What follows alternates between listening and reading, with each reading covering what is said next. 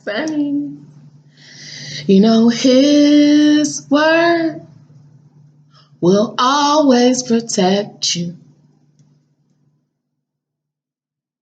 'Cause God will, he will never neglect you.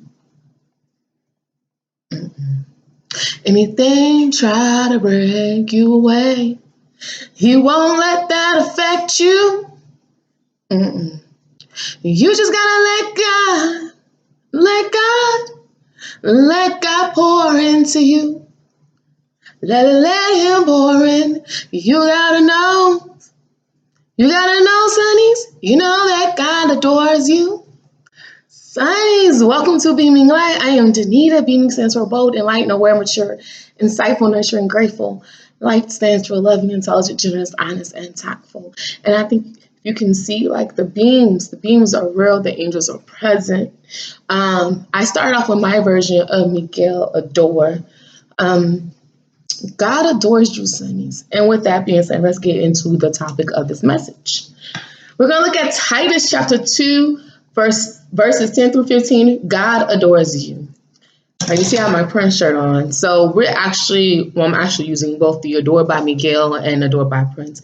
Until the end of time, he truly adores you. I can't do Prince. I'm trying my best. So bear with me. You guys know I have not been put on this earth to be a singer, but you know, it's whatever. Anyway, did I say about my personal experience? Yeah, welcome to my channel. I talk about my personal experience when it comes to songs about person. I believe I said that. Y'all know I forget about that. I don't know why. But I guess I just get so caught up with getting excited about the message, and I'm really, really excited to share this with you. So let's get into it. So y'all, the devil is still deviling. That's what he does. But here's the thing. Here's the thing about that. So let me tell you about my personal experience. I was in a meeting yesterday for work, and I have spoken very candidly about my position and my job or whatever. So anyway, I had a really litigious meeting with a attorney present, and when I tell you, the words did not line up with the energy, between the attorney and the parents that were present. The attorney was definitely on some but I don't want you to take this personal. Then we'll throw mad shade. There was even discussion of why the child was sleeping during our sessions, and why aren't you waking him up? We try, but he wants to sleep. We can't put ourselves in harm's way. And she made this comment, and she was like, "Oh, come on, are you kidding me? You're virtual anyways." I was like, "Oh wow!" I literally said that. I said, "Oh wow." Because it was her energy, she's and then at some point before that, she was saying how her blood pressure was raised. It was just y'all, the devil just comes and tries to attack you in so many forms. But it's I'm not about to sit here and continue to let you just scapegoat me and disrespect me like that, and question my professionalism, my code of ethics, my morals, my standards. And no, I am not perfect in that. You know what I'm saying? My job, but I try to really do my best. I try not to sweat things that are, in my opinion, the small stuff. As long as I'm seeing students and things that's all I really care about. But yeah, it was a lot, to say the least. But I say this to say, we have been in a position, Sonnies, where we have been the scapegoat. We have been the one that they put the blame on, right? But here's the thing, they can't scapegoat to you anymore. Because when you stand on your business, when you're standing on it and you can take accountability for it, they can't make you a scapegoat. They can't make you feel bad about what you did and what you didn't do. All you can say is okay, I'm sorry, I take accountability for that. I understand the frustration and moving forward. That's all you can do. But they're seeing they can't scapegoat you anymore. The devil can't use you anymore to put the blame on for his wrong actions or her wrong actions. They can't use you anymore. And they see that, they try to play these little games with you and, all this psychological warfare in the middle of the spiritual warfare. And it's like, okay, that's what you got? Okay. Because here's my thing. You're not playing a game with me. You're literally playing by yourself. And when you play stupid games, you get stupid prizes. And that's what they're seeing. They are getting dumb prizes. They're not making headway. They can't scapegoat you anymore. They're not making headway. It's like literally blowing up in their face. It is blowing up. They can't, there's nothing they can do anymore. They see that you are able to, that was confirmation, I'm not sure if y'all heard that. They see that you are able to, discern. You know what's going on. You know what's up. It's like, okay, I know what's up. That's cute, though. That's cute. They can't scapegoat you anymore. They can't use you anymore. And because they can't use you anymore, everything is backfiring on them. And it's like real exposure. And the angels, I got a confirmation from God that the angels have had a discussion about you and you are moving to the next level. Somebody needs to hear that. That's the sirens. That's confirmation. Thank God. You're moving to the next level. They got to ring the alarm because they know that you're going to the next level. Have you noticed at some point that it kind of revved up a little bit more? Then you start seeing things slow down. That's confirmation again, the sirens. Y'all hear that? Ringing the alarm. They are running scared because they see that God adores you. His word will always protect you. No matter how far you go, he will never neglect you.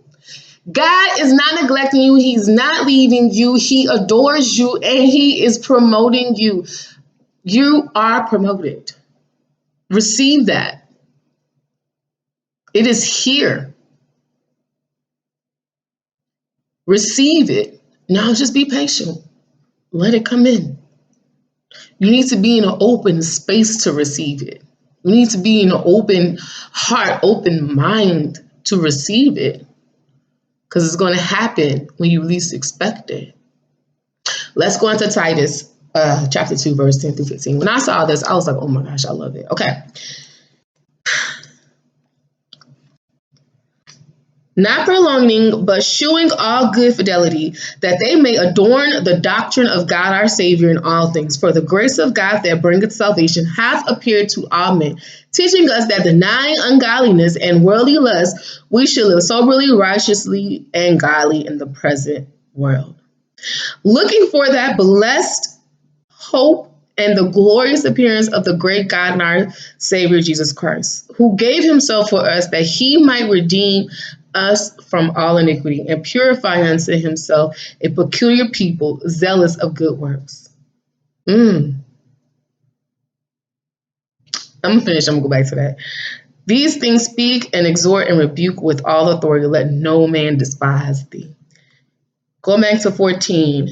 It says, who gave himself for us that might be redeemed, that he might redeem, us from all iniquity and purify unto himself a peculiar people, zealous of good works. How people be calling you weird, different, awkward. You're weird because you stand on the truth. You stand on what you know God's promises are for you, what he's spoken to your heart. Y'all, God puts things in your heart. I told you your most deepest desires, like the things that you seek most like that you want in the world, the things you crave. I'm not talking about money. I'm not talking about worldly things. I'm talking about like the love, the hope, the passion, the faith, how that looks for you. My stylist yesterday told me, I was like, because you want someone to ask you how things. And she said, no, you don't want anything to add anything. She was like, you want to share your love. And I was like, that's powerful. You want to share. And so when God puts something on your heart, he's saying, I'm putting this within you, in your heart, because I want you to share it with the world.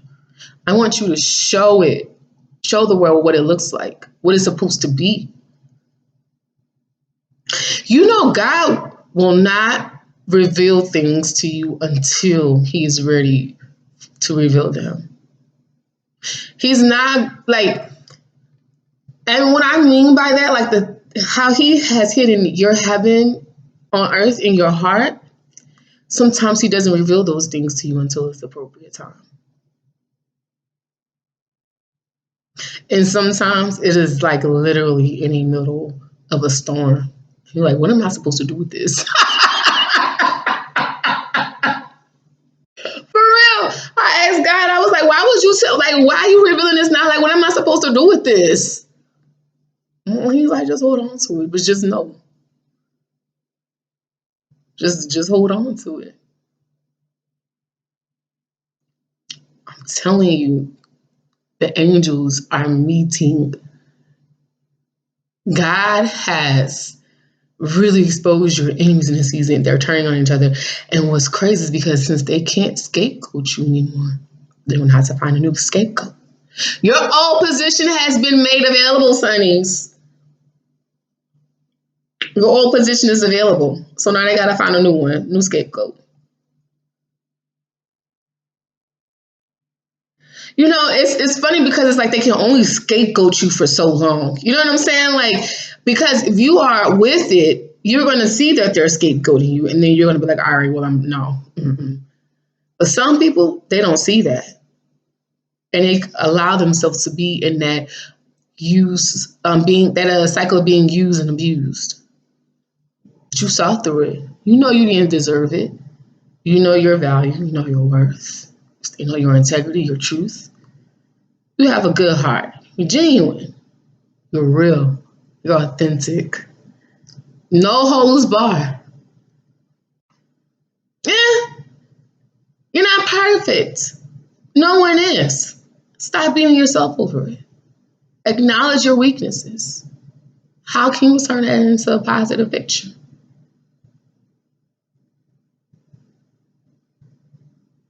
What can you do with that? How can you transmute that? That's what I want you to focus on. It's coming, right? We know that. So focus on turning your weaknesses into something positive for yourself. How can you make it better? Well, because I don't want you to get caught up in thinking that your weakness is truly your weakness. It's actually your strength, but you just don't see it that way yet. I'm trying to convince myself, or not convince myself, but look at things different when it comes to doing laundry. I shouldn't say the word. I really dislike doing laundry. I know it's an adult responsibility and I have to do it, but I really like it. It's just not the move. But I'm learning, how can I turn this to a positive situation? How can I transmute not liking this? What can I do differently? How can I make it fun for myself? So think about your weaknesses, your flaws that are not flaws. They're flaws to you, but people don't see them as flaws. Other people don't. People who love you don't see them as flaws. I ain't gonna never forget. I took okay, so like, when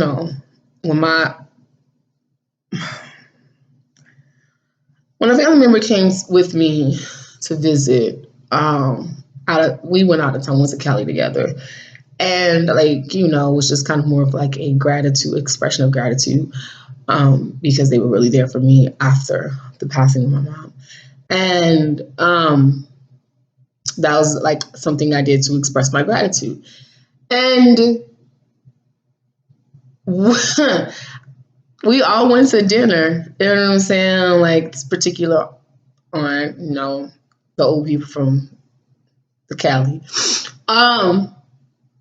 She said at the table to everybody, oh, she's a good person, but you just have to be patient with her. Why would you say that? Like, some things just don't need to be spoken. And I looked at that and that made me feel as if something was wrong with me. But it's like, just because you think I'm a certain way or you have a certain opinion about me, there's no reason to downplay me in front of other people. Like that was just so uncalled for and unnecessary. But then you see the actions. I told you about the actions that have followed that. So,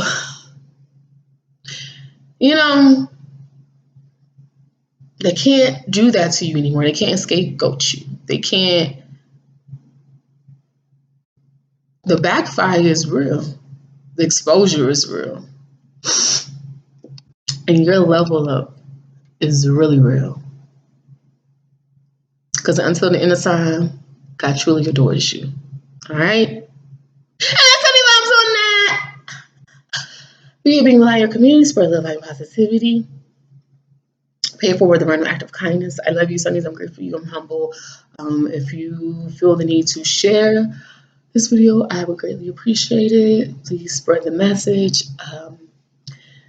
Like, share, subscribe, and all those good things. All right?